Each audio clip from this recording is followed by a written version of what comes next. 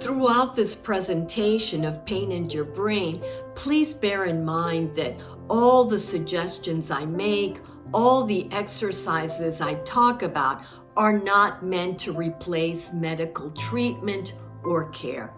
I'm all for relaxing the pain, but just make sure that you're not trying to relax unexplained pain, trying to make it go away without taking the time to find out why it's showing up in the first place. If you're experiencing unexplained pain, stubborn pain, please see your doctor and get it checked out.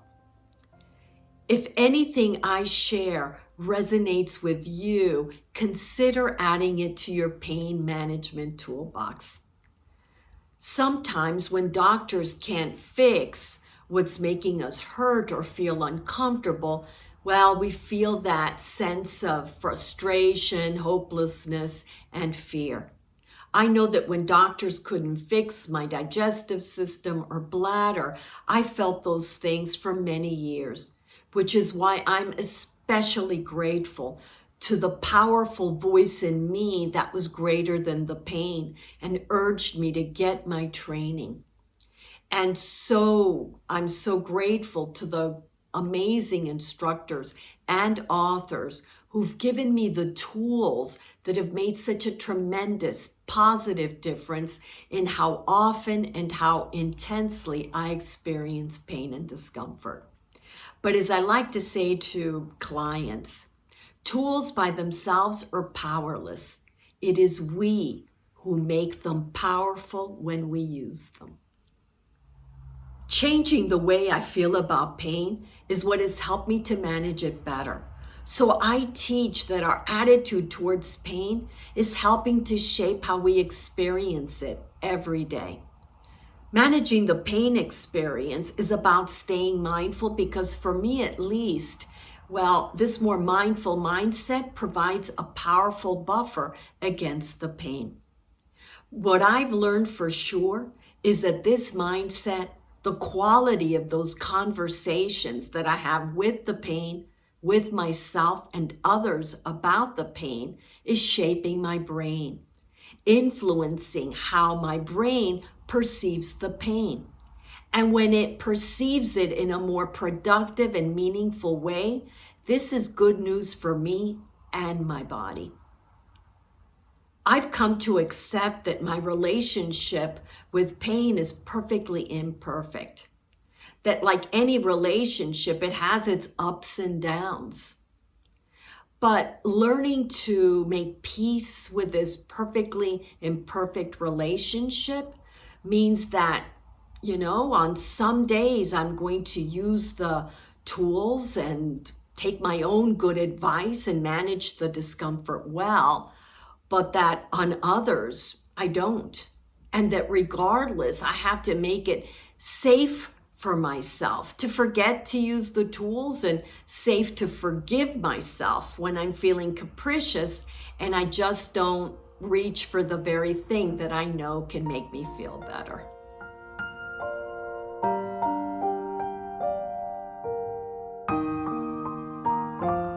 According to medical opinion, there is no cure for IBS and IC.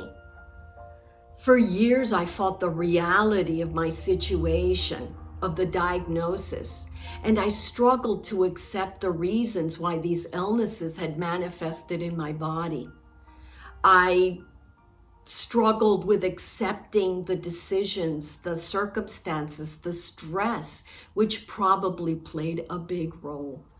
And as I struggled, the more reactive I became, the harder I fought the pain and discomfort. And the harder I fought, the louder they yelled, "Hey lady, get used to us. We're here to stay." And the louder they yelled, the more afraid I became, which makes sense really because to my nervous system, this struggle was like a war, me against the pain. And I realized that this was a war that I was losing, and this made me even more afraid. I gained a whole new understanding for that phrase, what you resist persists. It wasn't until I read a book by John Kabat-Zinn, Full Catastrophe Living, a book on mindfulness, which I highly recommend to everyone, that I learned what acceptance really means. Acceptance is whatever we choose to make of it. We can either view it grudgingly, like we have to admit that the enemy defeated us, and then feeling badly about the consequences that lost war is having on our lives. Or we can view it with mindfulness. And mindfulness taught me that, acceptance isn't about waving that white flag in defeat. It isn't about saying yes to that hopeless resignation that just leaves us feeling badly about ourselves, about our life. I learned that accepting means that I have to make peace with the what is, my life situation, my health, just the way that it was. But it took me a while to arrive at this place of acceptance, because even though I understood the concept intellectually, applying it emotionally, that was a whole different thing. The practice of mindfulness is a powerful tool in pain management because it can help us change our perspective and improve how we perceive and therefore experience pain and discomfort. But applying what sounds good on paper to our actual situations can be tricky. So I'll use myself as an example. And although I'm not an expert in mindfulness, I am a big fan. So the important thing to remember is that mindful acceptance is not a passive process. Accepting the pain, or anything else for that matter, doesn't mean that you're not going to do something about it. When I decided to end the struggle with the pain, it freed up all this energy in me to do what I had to do. And what I had to do was to go from asking the question, why did this happen to me, in a way that made me feel desperate and like a victim, to asking the question, why did this happen to me, with a question mark. So when I started asking that question with curiosity, I stopped feeling sorry for myself, and I began to accept and take responsibility for the good choices that I could have made and didn't, and make peace with that, and accept that a combination of poor choices and stressful outcomes led to the perfect storm and left me dealing with these chronic conditions in my life. I couldn't change the events that led to that storm, but I could choose to accept them. Resigning ourselves to the pain and discomfort isn't the same thing as mindfully accepting them. So what's the difference? Well, I figured that I had to just make the choice to resign myself that, my bladder hurt if I ate citrus fruits or dark green veggies, things that were very healthy for me. And the wise observer noticed that this resignation didn't feel good in my body. It felt like this begrudging, regretful, resentful resistance. But what to do about this reluctant feeling of resignation? Well, first of all, I had to observe and acknowledge that I was feeling the way I was feeling. Making peace with my diet took patience and time. But when I finally accepted that, okay, my bladder hurt if I drank certain things or ate certain things, period, without the drama, without the negativity, I felt like a winner, not a loser. Mindful acceptance feels different in my body. It feels a little wiser, more resourceful, more resilient, mature, because it's minus the hurtful commentary. Another very important element of the mindfulness practice is the non-judging aspect of it. And this was key for me because I had to learn how to undo the judgment. I had to ask myself another curious question. Well, did I have to call it the perfect storm, the terrible catastrophe?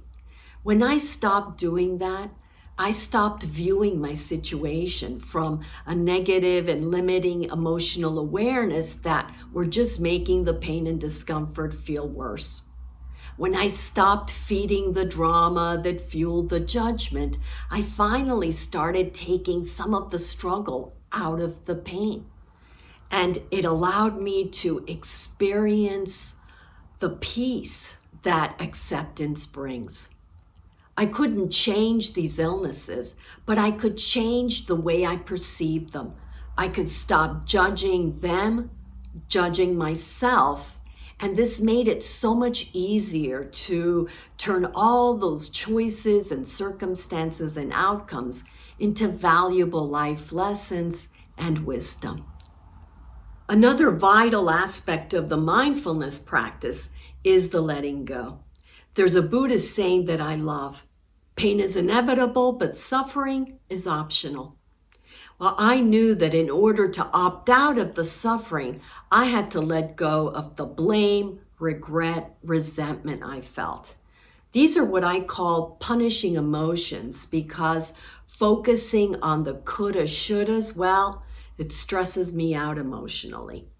Now, in the beginning, of course, I didn't realize that holding on to these feelings was affecting my digestive system in a not so good way. But even when I realized that holding on to them was just making my stomach and me suffer more, well, there was a part of me that still didn't want to let go. These feelings had become so familiar. In a sense, subconsciously, my body had formed an attachment to them. I think that one of the greatest blessings that the pain and discomfort have brought me is that they motivated me finally to let them go. And that road to letting go, well, for me at any rate, it had a name. And that name was forgiveness. I had to forgive everyone and everything that I had held accountable for bringing misfortune to my health. And that included myself, forgiving that part of me that hadn't known any better, that had worried too much and eaten too much of the wrong things. I had to forgive all of that in order to forgive the pain. But, the forgiving was worth it, because it allowed me to release so much emotionally. And that, I felt such relief. And that relief manifested in a very physical way. And besides, you know how I spell relief? HAPPINESS, happiness. When I stopped clinging to those old thoughts and the way they made me feel, well, it seemed to just move me forward in life, and I felt free to live it without recriminations and regret. Mindfulness happened in my head, but boy, what a difference it made in my body. So I really recommend trying a little mindfulness for all that ails you. Start small. Begin by mind sitting one thought that just seems to amp up that pain and discomfort. Remember that mind sitting has no purpose other than to just merely observe. So observe that thought and accept that it's making you feel the way it's making you feel. Don't judge the thought or your feelings as good or bad, and then just observe what that not judging feels like to you, what it feels like to your body, to your mind. And if you find yourself judging it anyway, judging your feelings, well, notice what happens when you don't judge the you that's doing the judging. And ask yourself a curious question. Do I want to let go of this thought and the way it makes me feel? Now, if the answer is yes, go ahead and just observe what that letting go feels like to you. Observe how it feels like to your body, to your mind, and accept however that's making you feel. Don't judge it as good or bad. Just observe yourself, that release. Now, if you notice that there's resistance there, well, observe that resistance.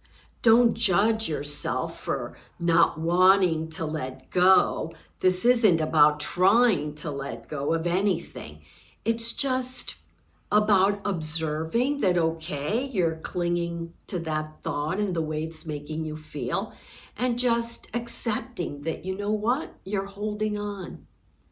And notice that when you don't judge that as good or bad, well, how is that not judging that holding on feeling in your body, in your mind? Now, if you've connected with the wise observer, the quality of this observation should feel a little gentle, a little patient. The whole point of this is just to see if in that mindful act of observing, you haven't changed in some very subtle way that which you observed, and in the process, learned a little something about yourself. In Jon Kabat-Zinn's book, Full Catastrophe Living, there's a chapter entitled, Your Pain is Not You. Just reading that was an aha moment for me. I am not the pain, and the pain isn't me. Wow, what a concept. Suddenly experiencing the truth of those words was life-changing, because I realized that although my body was experiencing pain, the awareness that was aware of that pain wasn't in actual pain. The perceiver is that observer that knows that I'm in pain because, of course, my body is feeling it, but it isn't the pain. It isn't those sensations of discomfort. Understanding that there's a perceiver that's observing the pain gave me a greater sense of control, because I realized two things. That when the perceiver was mindfully wise, it helped shape my perception of the pain for the better. And two, that this silent objective observer observing the pain wasn't actually experiencing the pain. Becoming more aware of this perceiver helps put healthy distance between me and the pain and discomfort. So what happens when the pain notices that it's being observed in a mindful, detached, compassionate, non-judgmental way? Well, the quality of our observation, that perception, may just change the pain ever so subtly. I've discovered that when I observe it with loving kindness, well, that this mindset seems to soften, to ease it just a little. Maybe it's in my imagination, but you know what I say, what happens in our imagination becomes real in our body.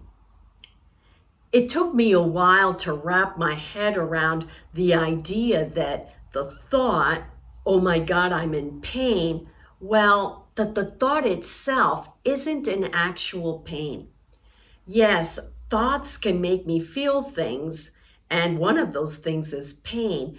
But when the wise observer in me reminds me that a thought is just a thought and that only I have the power to make it hurt, well, this just gives me a greater sense of control. The brain remembers stories more than just mere talking. So I hope that if you ever unexpectedly find yourself nursing an injured arm or shoulder or any part of your body, that something in this story can help. About 4 years ago, I was racing to catch the airport bus. And the momentum I had just worked against me because I tripped and fell. Now, the moment that the right side of my body hit the pavement, the pain hit, and then the fear. Because the first thing I thought was, oh my God, what did I break? And my worst fears seemed to be confirmed because as I sat on that airport bus, the slightest movement of my arm, just had me moaning in pain. Now, in the past, that pain would probably have made me ponder the very worst and might very well have intensified it even more. I know I would have spent the next 10 hours of that flight, plus the wait time at the airport, catastrophizing and imagining those terrible scenarios about what the doctors would find when I finally arrived at a hospital in Oslo and had that area x-rayed. But as it was, as I sat on that bus and on the plane, the observer in me kept reminding me that, this was an opportunity for me to use the good advice I like to give other people. So instead of focusing on all those hours that lay ahead of me and of the not knowing what would happen, I chunked it down. I decided to just try and get through this 1 minute at a time, to breathe mindfully and keep repeating to myself, it's going to be okay, Ali. The only thing you know for sure is that you're sitting on this plane. Now, as I'm thinking this, of course, the pain is pulling me in a scary direction. And I feel that wanting to blame myself for running too fast, wanting to torment myself with all those if onlys. If only I had walked, if only I'd been okay with missing that bus, if only I hadn't fallen. But I knew that indulging those if onlys might very well make the pain worse. But more importantly, that observer reminded me that this wasn't a fight. This wasn't me against the pain. I kept repeating to myself, Ali, don't make this a struggle. This isn't a struggle. Accept the pain. Accept what happened. Accept that you were afraid of missing that flight. Accept that you ran faster than you intended. Accept that, you lost your balance. Accept that to accept all of this, you need to forgive yourself. And in that moment, on that plane, I forgave myself. And in that moment, I truly accepted I was going to be fine, that things were going to be okay. And so in a soft, reassuring voice, I kept telling every cell in my body, but especially that injured area, that things were going to be okay. Even though it wasn't a fun flight, if I had done nothing to check that overwhelm, if I had spent every minute feeling nervous tension, well, that pain might have felt a lot worse. But I knew I had to take the pain and the discomfort, my arm, my shoulder, to my happy, relaxing place. So I closed my eyes and I went there.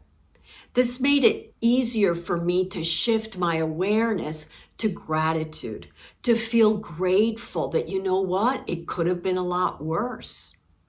I could still walk. I hadn't hit my head. I focused on feeling grateful to all those parts of my body that were feeling fine, that were comfortable. I knew that using my right hand was probably going to be more difficult. So I focused on feeling so grateful that I had gotten so good at using my left hand because, hey, I like to keep my brain guessing which hand I'm going to use.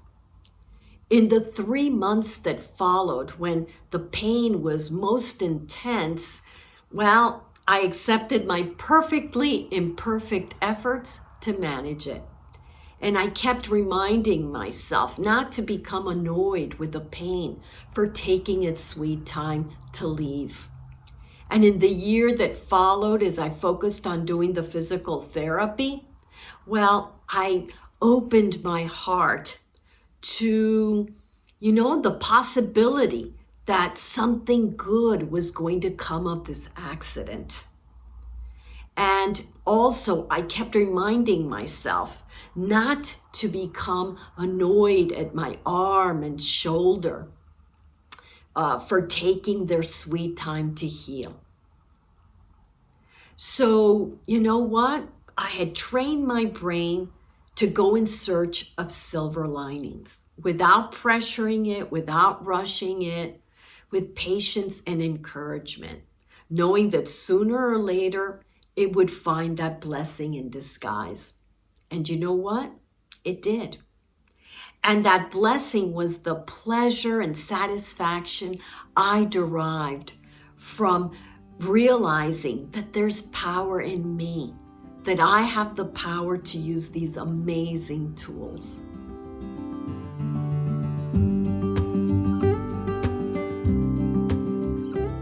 One night many years ago, I remember the pain was so bad I couldn't sleep. So I got up, and I don't know what made me do it, but I decided to write the pain a letter. I wrote how much I hated it, how it was destroying my life, making my body feel miserable and desperate. I vented, I cried. And up until that moment, I hadn't realized how much anger was stuck inside of me. And it felt so good, so right to lash out and curse that pain. And the more I did that, the angrier the pain seemed to get and intensify. But I didn't care. The angrier it got, the angrier I got. And I could feel my hand as it held that pen shaking with anger. But it seemed too like that emotion was just flowing out of me and onto the paper. And I realize now that by writing that letter, I connected and honored the anger in a healthy way by allowing myself to express it, not with the intention of keeping it going, but with the intention of hearing it out and then letting it go. Because as good as it felt to voice that anger on paper, it felt even better to release it. And I remember the next day waking up and feeling so grateful, so relieved that I had managed to let go of so much anger. And it felt as though I had freed up all this space inside. And I felt so much lighter because, of course, with all that anger gone, there was more room now for this lightness of being. And I paid attention to that lightness and where I felt it in my body and what a difference it made. And yes, my stomach and bladder still felt a little heavy, but as the day wore on, they began to feel lighter and better too. Something that I've learned and that I teach clients is that emotions are energy. And when you release a big emotion like anger, it's important to fill the space that it leaves behind with something that feels good in your body, something better.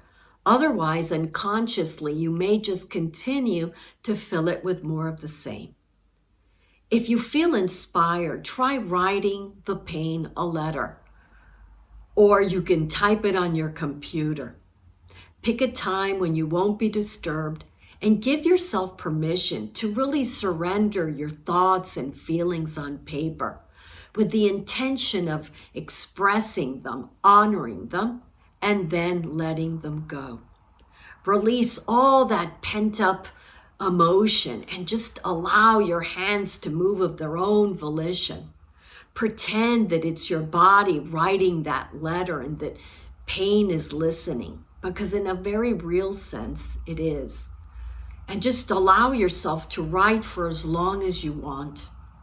And then lie down, rest, connect with your body, and See if you don't feel a difference, if somehow you feel like you've freed up more space inside of you.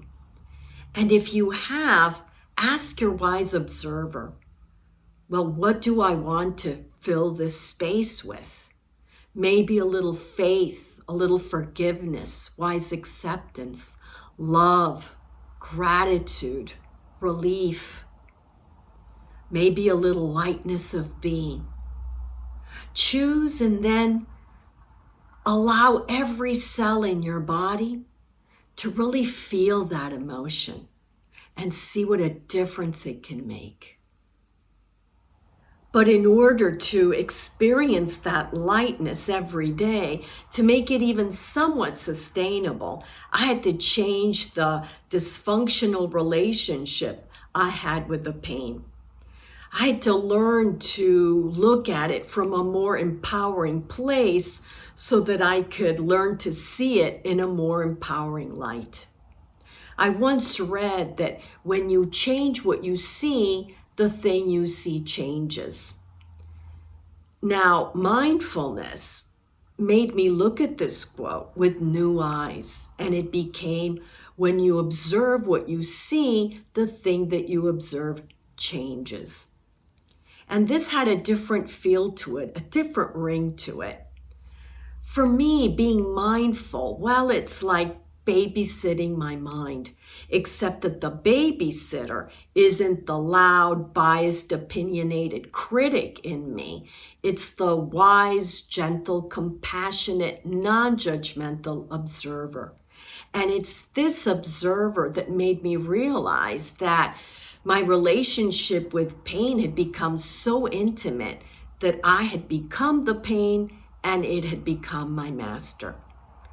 Now, all relationships can teach us so much about ourselves and help us grow. And, well, my relationship with pain has certainly done that. When I began to observe this relationship in a more positive way, well, our relationship began to change for the better. It's said that the most important thing in a healthy, good relationship is to keep the lines of communication open.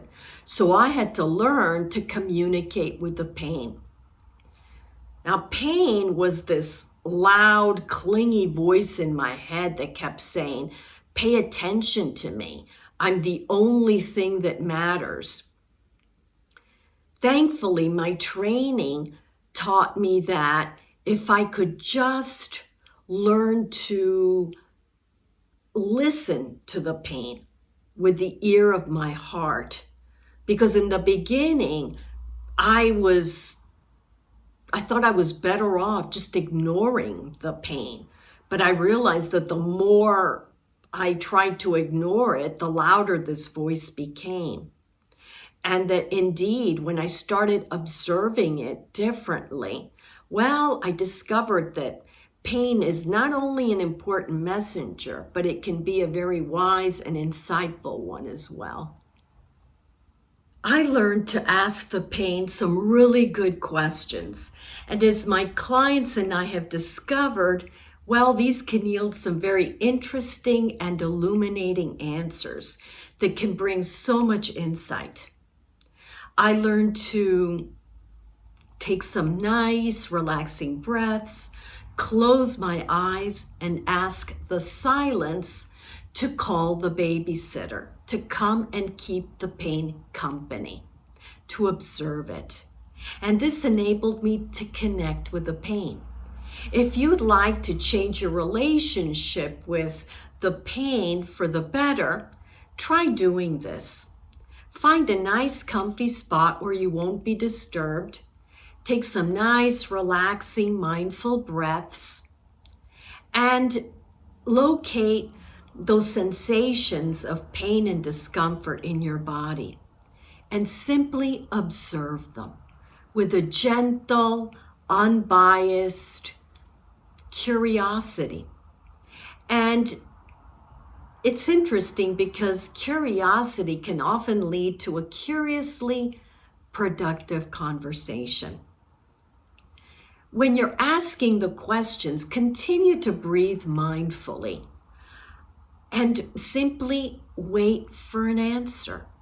Allow the pain to respond.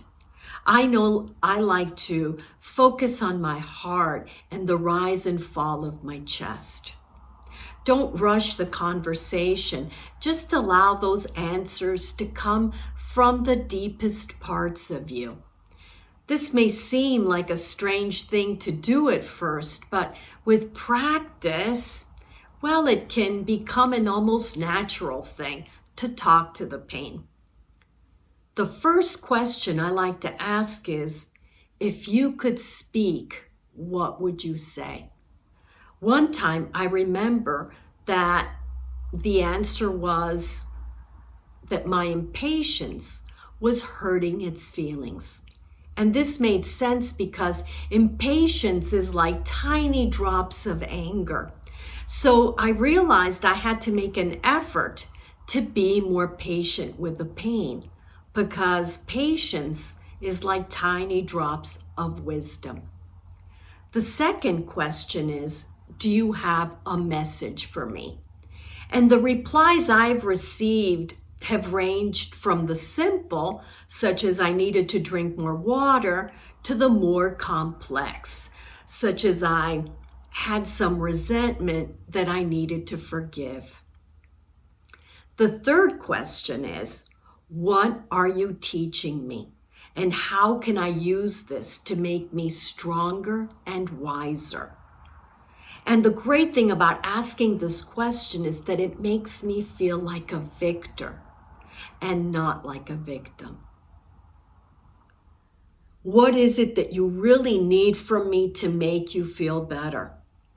Well, the answer to this question made me realize that sometimes all the pain wanted was a little love.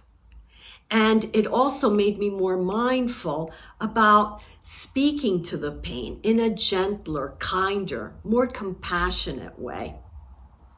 What is it that you really want for me? Well, this may seem like an interesting question to ask the pain, but the answer can be a real eye-opener. What is the best thing about having you in my life? Again, a very curious and surprising question, because what good could there possibly be about having pain in our life? But again, the answer was a real revelation for me, because I realized that the best thing about it was that it gave me a handy excuse for not attending functions that I didn't want to go to, get out of doing things that I didn't want to do. Sometimes we can unconsciously hold on to the pain and discomfort or exaggerate it because we benefit in some way. And for me, at least, it made me more mindful not to use the pain and discomfort as an excuse, because I didn't want to give my body, my subconscious mind, any reason to hold on to it. Feel free to add more curious questions of your own. I know that digesting these answers, exploring them, has made me feel like a true explorer. But more importantly, it's helped me build this new, better relationship with the pain. And it's made my journey towards greater health more doable. And the more doable it's become, the more my life just feels different. Not because anything has changed, I still experience pain and discomfort, but, I feel different in a good way. So I hope that by learning to talk to the pain, by exploring those answers with loving, non-judgmental curiosity, well, that you can begin improving your relationship with the pain and perceiving it in a more insightful and positive way.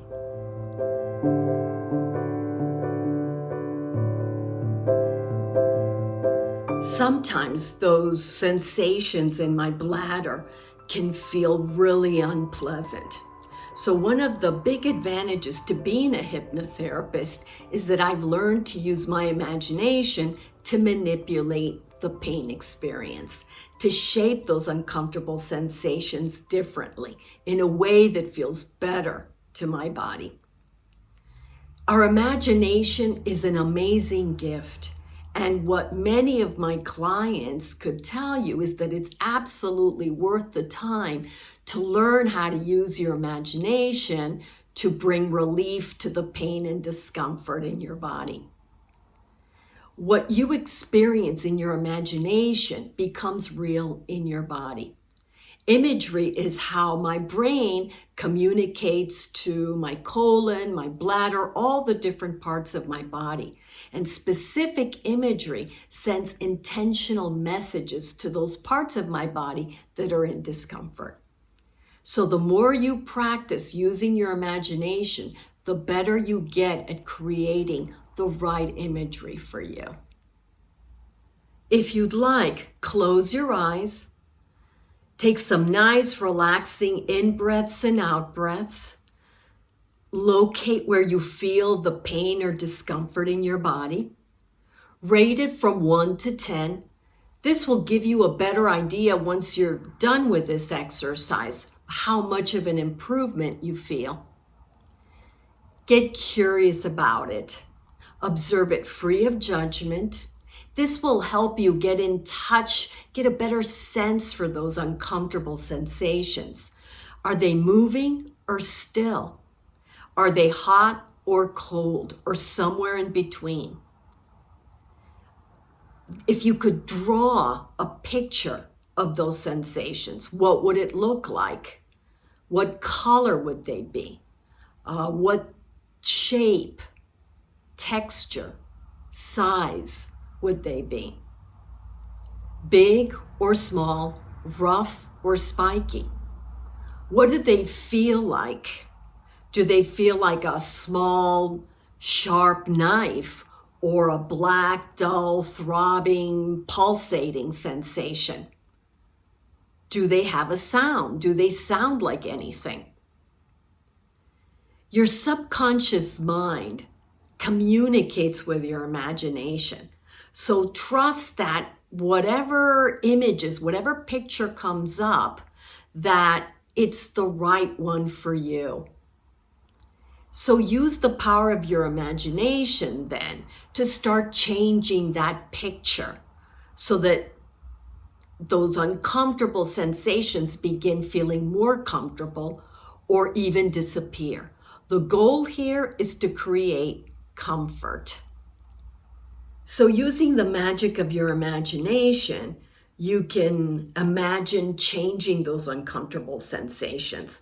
For example, if they're the color red, try changing them to a color that feels more soothing to you.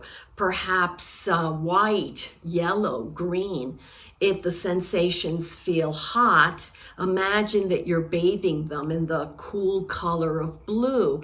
If they're cold, imagine that you're covering them in a blanket of warm golden light. If they're heavy, try imagining that they feel as light as a feather. If they're big, try making them smaller. If they're moving in a counterclockwise direction, try reversing the spin. Sometimes when my bladder is feeling uncomfortable and those sensations feel like a sharp, thin wire that's just moving in and out of my bladder, I imagine a magic, soft, white pillow that's providing a buffer, shielding my bladder, protecting it. Or sometimes if my bladder seems to be crying like a baby, I'll imagine humming a soft, sweet lullaby, and I'll imagine those sensations just calming and getting drowsier and falling asleep. Sometimes those uncomfortable sensations feel like something that I'd rather release than change. Like, for example, when I feel sinus pressure and discomfort, I'll imagine that pressure escaping through two holes at the sides of my temples. Or I'll imagine the discomfort as a color, and I'll feel that color just draining, flowing out of my body through the soles of my feet. And then I'll imagine white light, because white is the color that seems to bring me the most comfort, entering through the top of my head and then just flowing deliciously down my body. I remember once that the discomfort felt like this big blob of gray matter.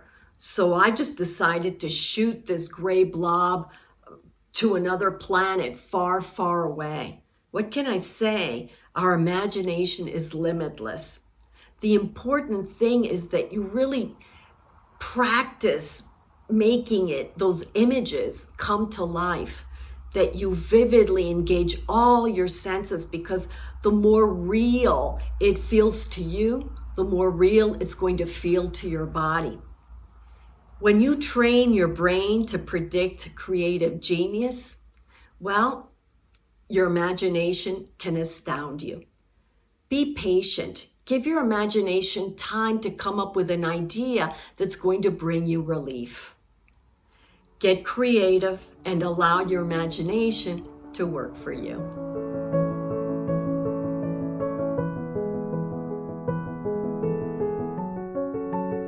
I don't know about you, but sometimes when I'm feeling discomfort, I get a little cranky. So when I find myself snapping at someone for any reason, I know it's time to take that discomfort to my happy place. You can choose to have an argument with someone because the pain is making you feel grouchy. But just remember that feeling grouchy may not be the best medicine for the pain, because the grouchier you get, the more pain you may perceive.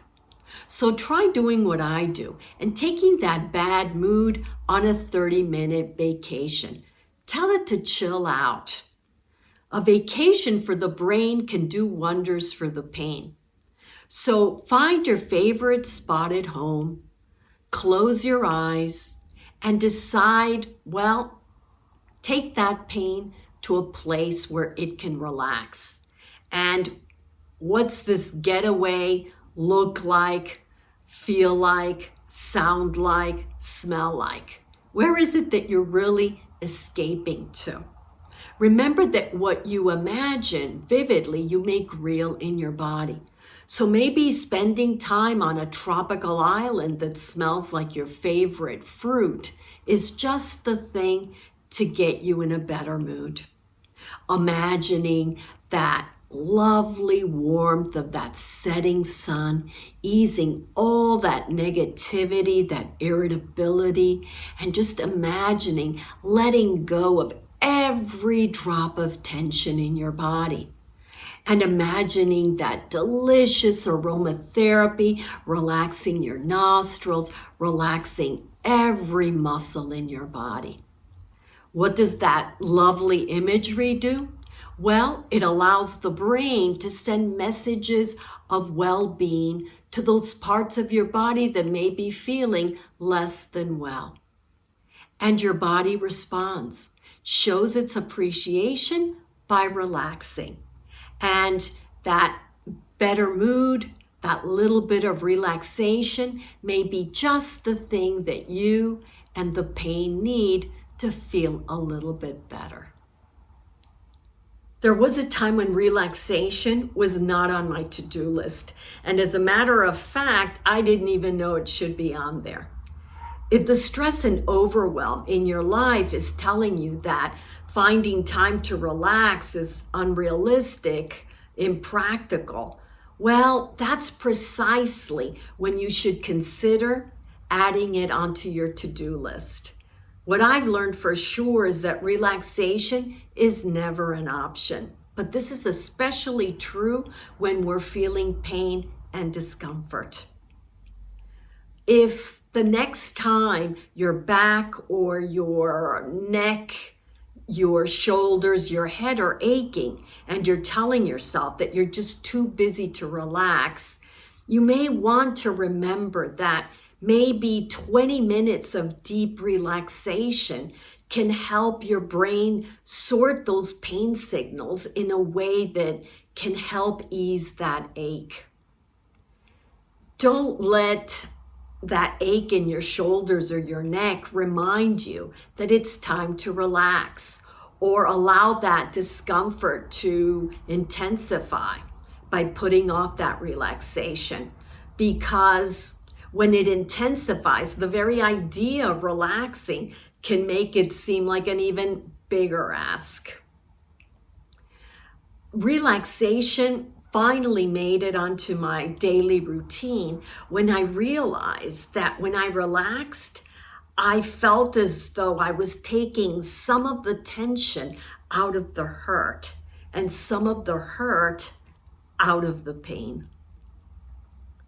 If you're telling yourself that everything's going to be okay and the pain is going to go away, and you really believe that, go one step further and show your brain that you're not bluffing by relaxing your body. If you're not quite sure that things are going to be okay, but you want to fake it till you make it, well, keep repeating that things are going to be okay while you relax your breath, while you relax the muscles in your body. If you're absolutely convinced that things are not going to get better and that everything's not going to be okay, well, this is when it's absolutely essential that you try and find the time to trigger a little relaxation in your body. Why?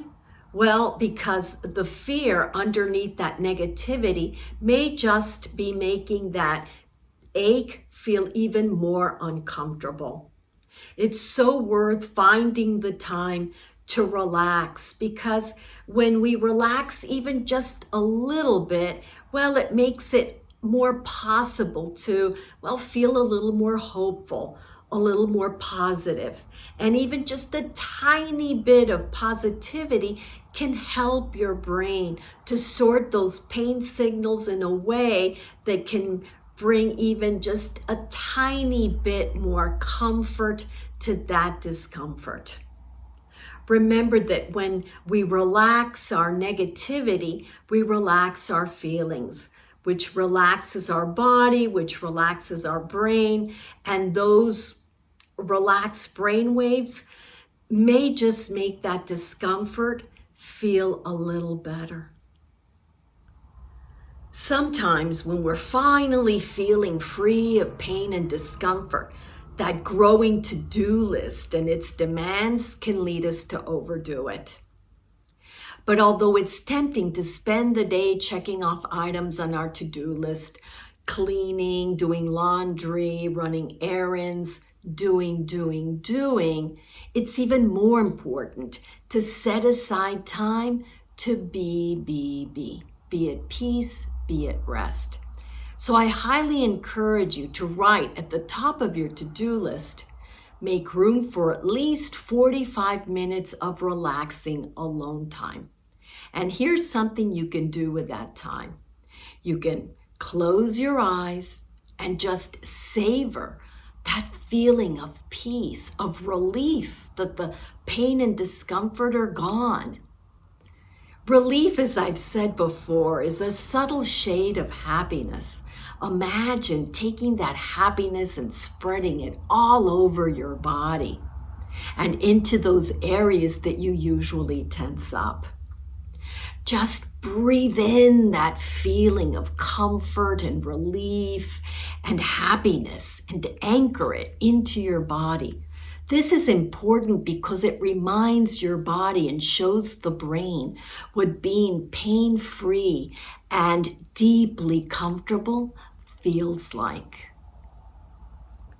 On a subconscious level, our body can become very used to the familiar, even a familiar, not so good thing like tension. It becomes like that cap that we never take off, so that after a while, we don't even realize that it's on our head. Our body can forget what it feels like to relax, to feel relaxed. So what happens when you tell yourself, relax, and your body freezes? It's almost like it realizes, I don't know if I remember how to do this. Well, you'll concentrate even more. You'll try even harder to relax, because that tension seems to be telling you, hurry up and relax me, I want to feel better.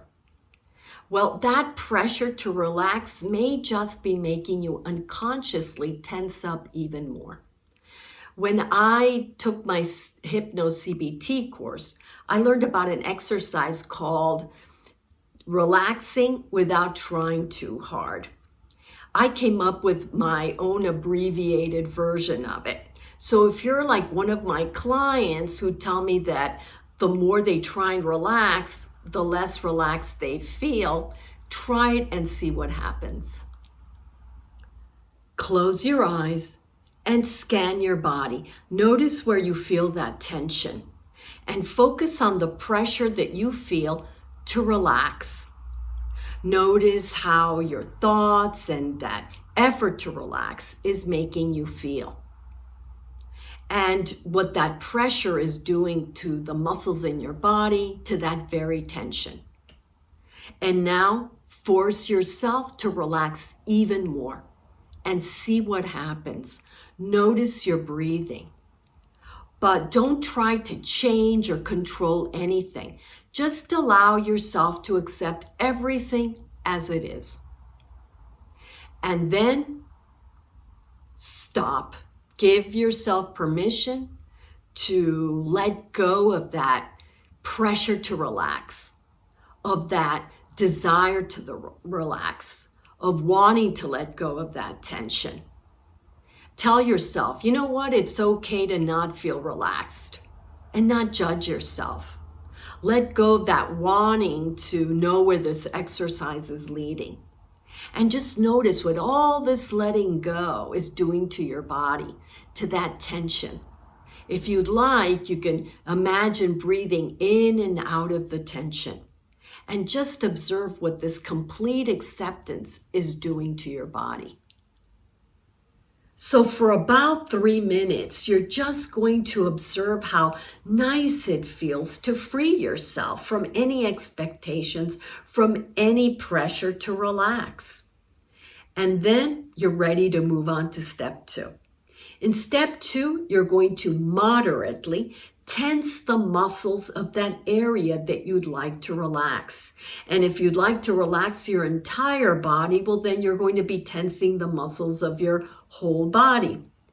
So you're going to moderately tense these muscles for a full minute. And just observe during this minute what that feels like to hold on to that tension. Observe your breathing. What's that doing to your breathing? And then once that minute is over, let go completely of that tension. For another full minute, you're just going to experience what that relaxing of those muscles feels like, and really allow yourself to deepen that letting go. Observe your breathing as, breathe out as you release that tension. Feel how nice it feels being able to just relax those tensed muscles after having to, hold that tension for a whole minute. Now, if you like how this feels, you can do it a couple more times. Just practice tensing those muscles for a full minute and then completely releasing that tension, letting go, relaxing those muscles for another full minute.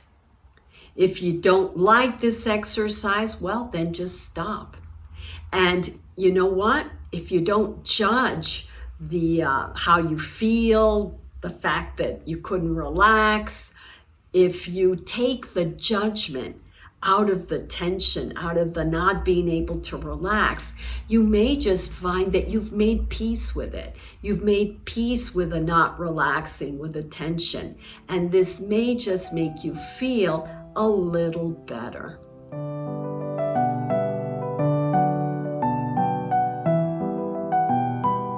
It's amazing how often we take for granted the very thing that keeps us alive, our breath. Breathing is something that we do automatically. We don't have to remind our body to breathe for us. It just does it. But like anything that we do on autopilot, crossing a street, driving, breathing, we can get a little sloppy, a little careless. Sometimes I realize I'm forgetting to breathe when I'm talking too fast, or when I'm stressed, worried, or when I'm in pain. If you're experiencing pain, check to see if you're forgetting to breathe or not breathing right. Because breathing in a way that's not allowing enough oxygen into your body may just be making that pain hurt a little bit more. I remember many years ago reading this article about how breathing right could help alleviate the pain. And well, I didn't quite believe it. But then I used to get these cramps in my foot. And one night I got a particularly bad one that just wouldn't ease up. And I was in excruciating pain. So I don't know, something in me just said, use your breath. And I was clueless, but what I did was I just took a powerful belly breath and inhaled as much oxygen as I could. And then through the power of intention, just directed this breath to my foot. And I took 5 or 6 of these breaths until I could feel my toes started to relax. It worked. From then on, I was a believer. There are many good breathing techniques and variations. Some have you breathing in for 3, exhaling for 3, or breathing in for 6, breathing out for 6, or breathing in for 2, holding for 4, breathing out for 6. Others have you breathing in and out of your nose, or breathing in through your nose and out of your mouth. And some, like abdominal breathing, have you inhaling as you expand your tummy. But honestly, I think that the best breath is the one that you like to do. And the only way to find that out is to experiment. I encourage clients now to just go shopping on Google for good breathing techniques or reading a book. There are so many good ones out there. And just pick 1 or 2 or 3 and try them on for size. See which one fits. That's how I discovered that I like heart breathing the best, where I just focus on my heart, on the rise and fall of my chest. And for me, the most relaxing breath is making the exhalation twice as long as the inhalation and breathing out through my mouth. But that's just me. Pick the rhythm and cadence that feels right to you. Because again, any breath that feels right to you is the one that feels right to your body. And if you have a voice in your head that says, I don't have time to go Googling breathing techniques or reading a book, that's okay. Just breathe mindfully. Any mindful breath is the one that makes you aware that, hey, you're breathing. And a funny thing happens on the way to mindful breathing. We autocorrect. We become more present with our breath. And if you observe, for example, that you're breathing in a way that feels shallow, well, then you make that breath a little deeper, a little more mindful. Any mindful, relaxing, slow breathing is a great convincer because it convinces your brain that you're safe and that it's safe for you to let go of any unconscious tension. When you add the power of your imagination to your favorite breath, well, the power of your breath can double. Sometimes I imagine breathing in a soft, soothing color. I vary this up. Sometimes it's pink or green or yellow. And I imagine breathing in this color and allowing it to travel to my bladder or to that ache in my shoulders. Sometimes I imagine that my bladder has a blowhole, much like a whale has, and I imagine breathing in and out of my bladder. Or sometimes I imagine that I'm breathing in gratitude for my very breath, and I allow this gratitude to fill my chest and then allow it to travel through my body, bringing comfort to all those parts that could use a little comfort. So I highly encourage you to pair your favorite breath with some relaxing imagery and imagine that you're breathing in whatever soothing, lovely, healing color you'd like, and then just imagine that this color is spreading throughout your body and bringing comfort to any discomfort you may be experiencing.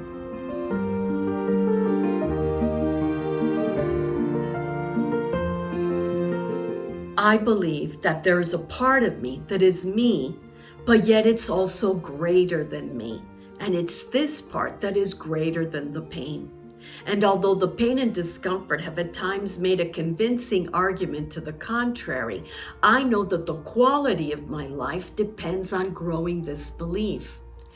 In order to give myself permission to assume that all will be well, I need to feel safe enough to trust that. And that means connecting with this divine higher awareness that is rooted in a deep wellness of being, always.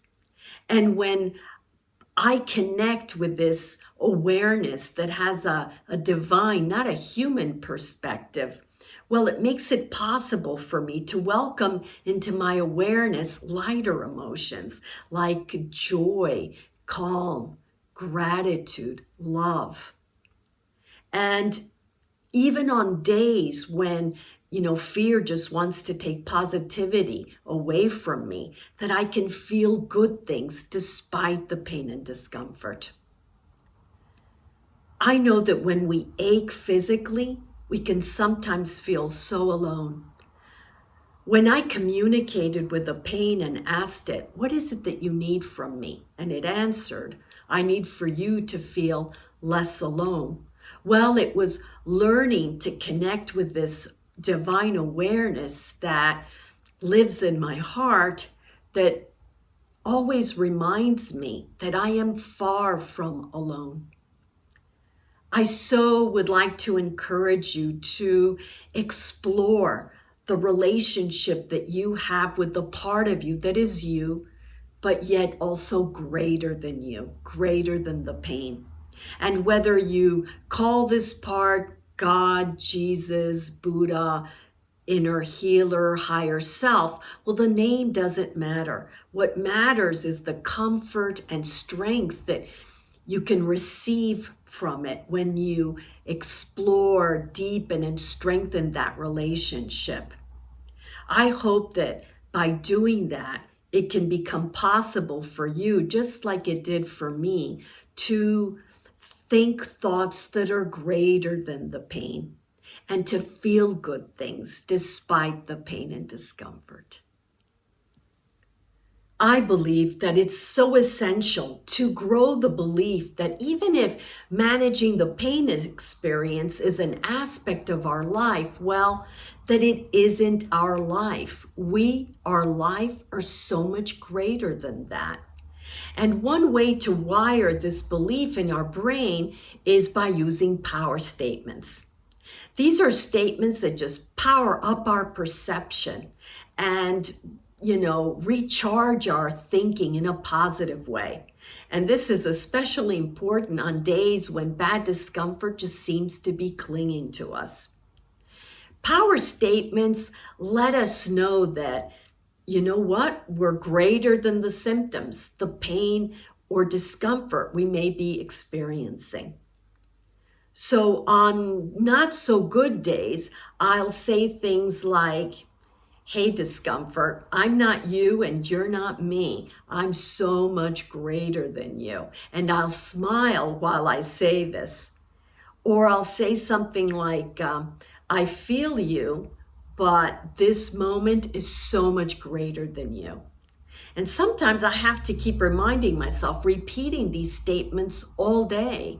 But listening to them, it's what helps me power through the day, feel a little more empowered, and keep things in perspective. So I highly encourage you to come up with your own power statements. And you'll know that they're power statements because you're going to feel that zing, that positive charge. And that lets you and your body know that, you know what, you are greater than the pain and discomfort.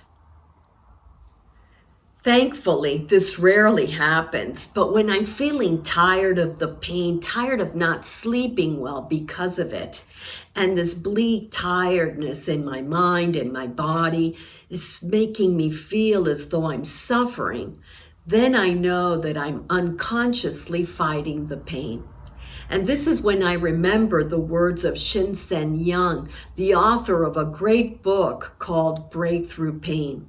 And he writes that pain is really a combination of the pain and our resistance to it.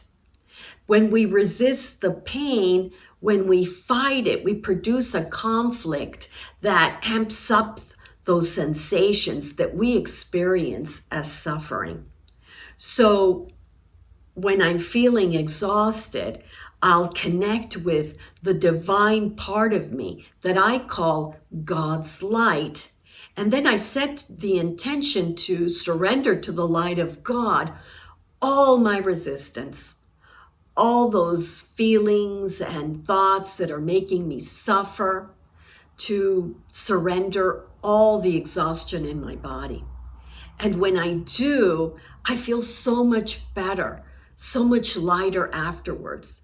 Now, it took a while practicing this exercise to get it just right for me, but it was worth the time and effort. If this exercise resonates with you, please feel free to tweak it in any way that feels right to you, and try not to judge your efforts to experiment with it. And it'll be interesting to see if it works as well for you as it does for me. I'll sit comfortably or I'll lie down, and then I'll locate where in my body I'm feeling that bleak tiredness, that resistance, those uncomfortable sensations. And sometimes those feel like this rising sense of overwhelm in my heart, in my mind. And then I'll set the intention to surrender to the higher awareness in me that I call the light of God, that's greater than everything I'm surrendering, everything that's making me suffer. And what I'll do is I'll voice out loud all the thoughts, and I'm very specific about what they are, that are contributing to my suffering. And I'll voice all those feelings that are making me feel like I'm suffering. And, I'll say, I'm surrendering to you this exhaustion. And then I imagine doing that. I imagine the surrendering, the letting go. And sometimes I'll imagine this as, I'll breathe it out, or I'll imagine that, everything I'm surrendering has this energy, this color, and I'll imagine it draining out of my body. Or sometimes I literally imagine the light of God just lifting all of these sensations, this tiredness, this resistance from my body, from my heart. And I do this in such a way that it feels real to me. And then once I'm feeling lighter and better, then I know that I've made room for the good stuff. So I'll ask the light of God to fill this extra space in me with, something that's going to make me feel more energized and revitalized. And that, for me, is usually this deep sense of revitalizing calm and peace. And I'll just imagine the receiving of it, the receiving of this deep peace. And sometimes I'll, imagine that this light, which is usually for me white light, is entering my head, my body, and just filling it with this wonderful, just healing peace. And, this is one of the best tools that I have. And, yes, I've had to practice getting it right just for me. But I really encourage you, like I said, if this resonates with you, to try opening your heart to the possibility that when you surrender to the power inside of you that is greater than you, when you surrender everything that you need to surrender, the pain, the discomfort, the suffering, well, that you can feel better. I've come to accept that for some reason, the physical pain and discomfort are still a part of my life. But the difference is that the reason that used to defeat me now just motivates me to hone that resilience, to focus on everything good in my life that isn't the pain and discomfort. I feel happier and healthier than ever, despite of or maybe because of these chronic conditions.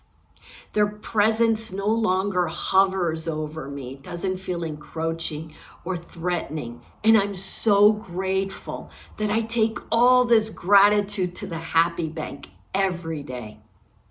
What I've learned for sure, what my clients have taught me, is about the potential in all of us. That this wise observer in us is often so much more enlightened than the mind it is observing. And you'd be amazed at the potential that your wise observer can discover in you. If you have any questions or comments, please send me an email. I'd love to hear from you. Just remember to write Viking on the subject line. Thank you so much for listening. I hope that something you've heard can help make even a tiny bit of positive difference in your body and in your life.